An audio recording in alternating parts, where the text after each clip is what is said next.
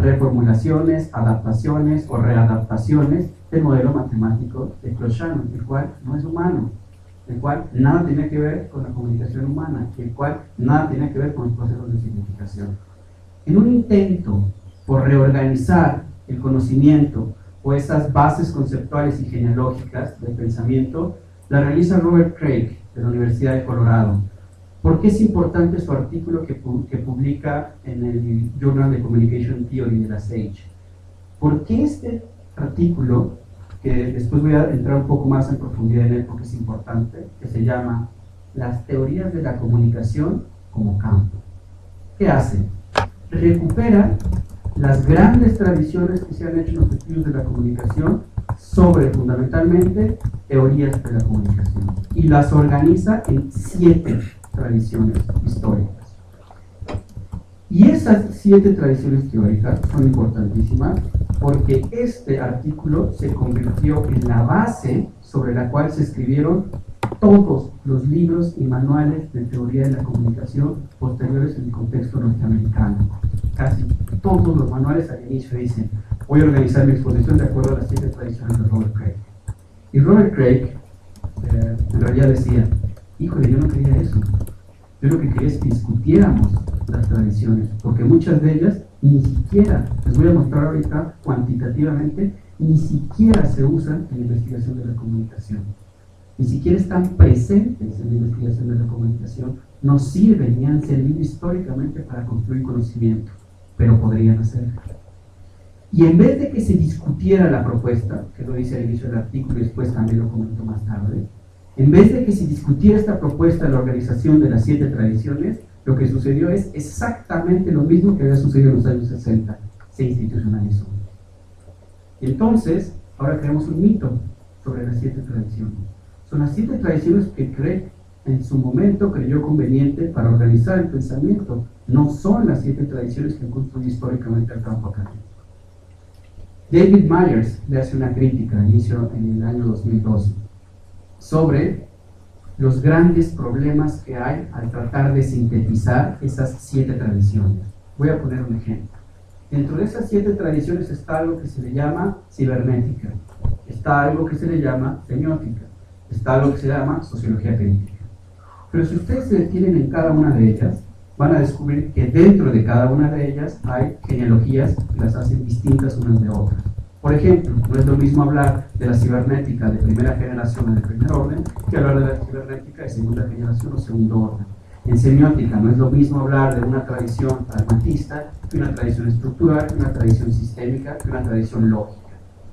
Lo que hacen las 7 tradiciones es reducir las distintas variantes y complejidades que tiene cada una de las genealogías, y entonces lo que tenemos son pequeños resúmenes de lo que son grandes tradiciones históricas. Por eso yo aprendí el modelo de Umberto Eco, que no era el modelo de Umberto Eco, era una síntesis que se había generado del modelo de Umberto Eco. Bien,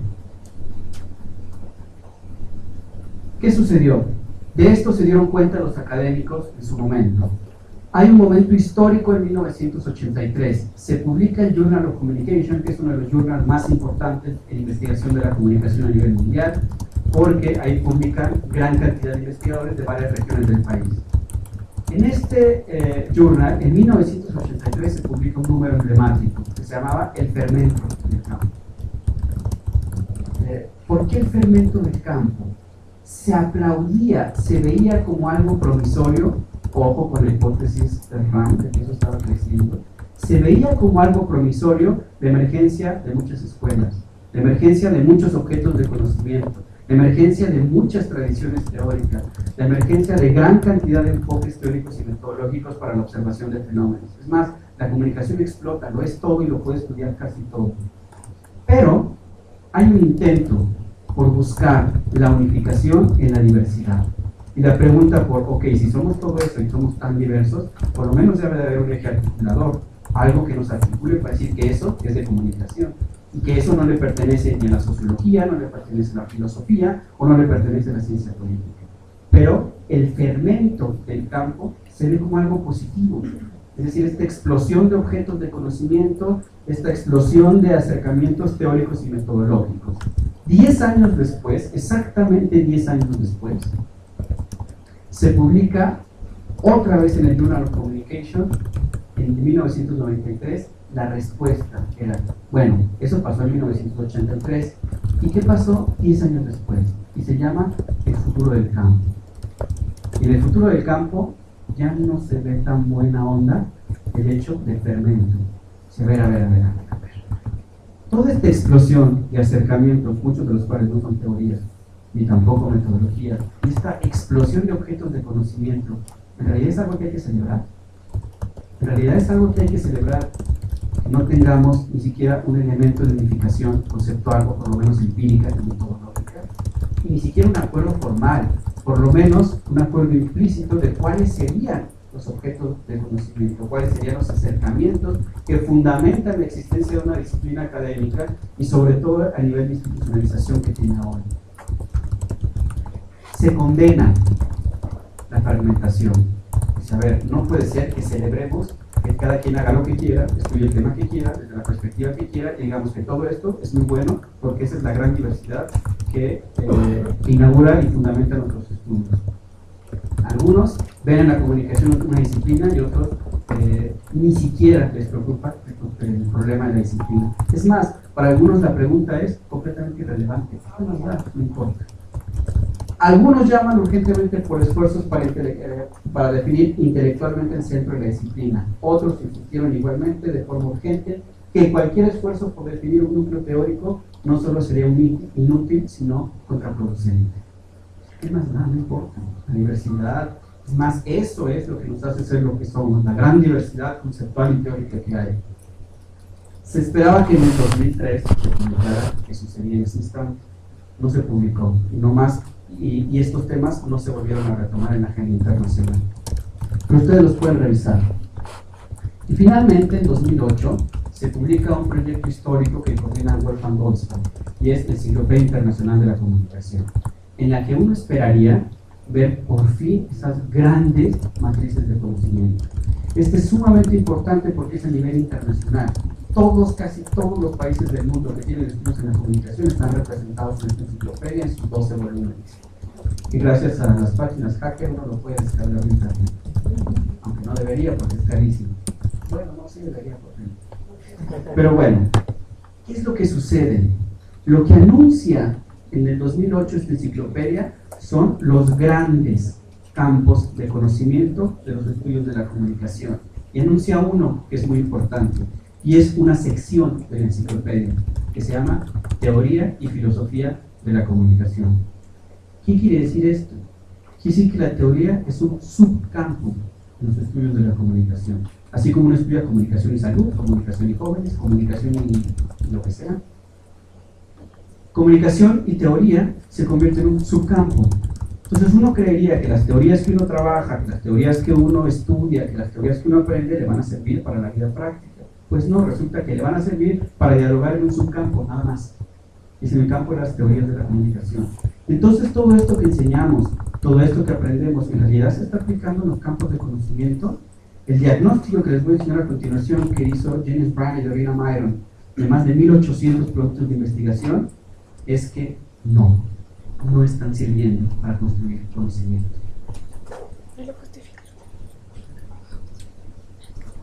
Esto empieza a expresarse de distintas maneras.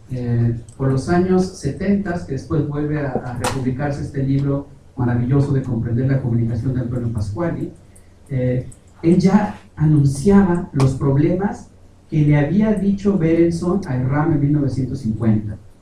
Dijo, como has sido incapaz de definir un núcleo teórico académico, el problema es que ahora tu disciplina está dejando de ser socialmente pertinente. Y entonces, Antonio Pasquali se da la tarea de fundamentar las políticas en materia de comunicación para América Latina desde la UNESCO. Y lo que narra en el libro es un pequeño problema, que cuando se para en la Asamblea General y decir que quiere trabajar políticas de información y comunicación para América Latina, para la reconstrucción del tejido social, se da cuenta que nadie entiende qué es comunicación e información, porque cada uno le entiende de una manera completamente distinta. Pero es que había que celebrar la diversidad y el fermento. El problema de la diversidad y el fermento que expresa Pasquali en ese momento es que eso estaba generando la incapacidad en ese momento de fundamentar políticas públicas específicas sobre comunicación en América Latina. Y entonces el libro se trata de decir, bueno, desde mi posición, esto es lo que voy a entender por teoría de la comunicación, por comunicación e información. Y recurre a Kant y a la lógica filosófica, una de las corrientes que no está en ninguna de las 7 tradiciones que sintetizó Craig y que no está en ninguno de los manuales de comunicación y teorías de la comunicación y que no está en las historias, por lo menos oficiales, del campo académico. Y en nuestro contexto más cercano, México y específicamente en Guadalajara, la revista Comunicación y Sociedad, Raúl Fuentes Navarro y Enrique Sánchez Ruiz tienen un debate donde plantean el problema que tiene estas fundamentaciones, la ausencia de estas fundamentaciones, pero que se expresan de manera distinta. Y ellos le llaman la triple marginalidad. Es decir, marginalidad 1, en este país no es una necesidad primordial la inversión en ciencia y tecnología. Y lo que se invierte en ciencia y tecnología no es una prioridad lo que se invierte en ciencias sociales.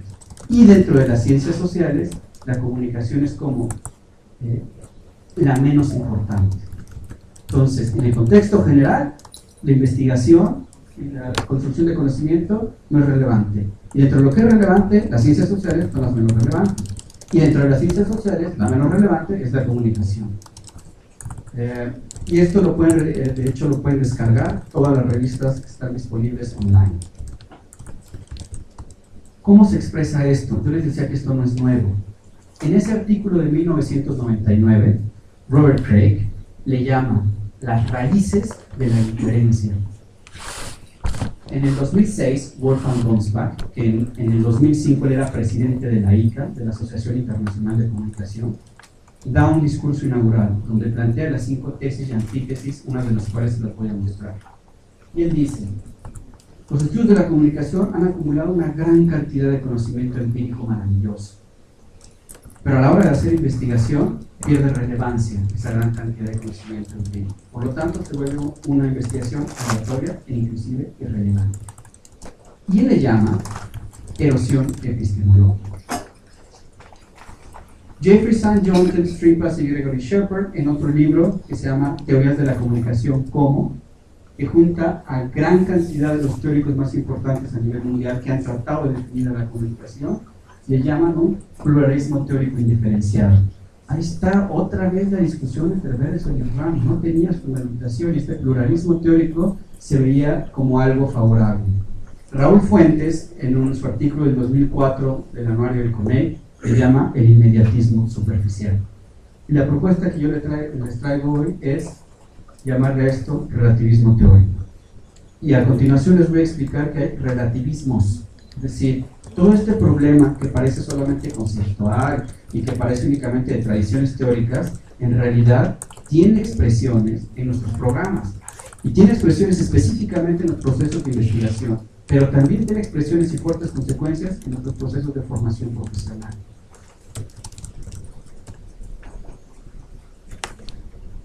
En el 2004, Jennings Bryan y Lorena Myron publican un artículo que ha sido sumamente importante para estas reflexiones y para el campo en general.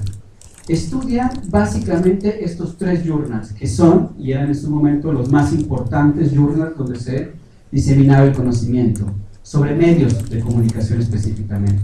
El Journal de Mass Communication Quarterly, el Journal of Communication y el Journal of Broadcasting and Electronic Media. Los estudia desde que nacen, es decir, desde que nacen en 1956 y su estudio lo terminan en el año 2000. Y entonces estudian todos y cada uno de los artículos que fueron publicados desde el 56 hasta el año 2000. ¿Qué encuentran? Por supuesto que esto no lo hicieron solos, lo hicieron con un equipo de investigación que incluye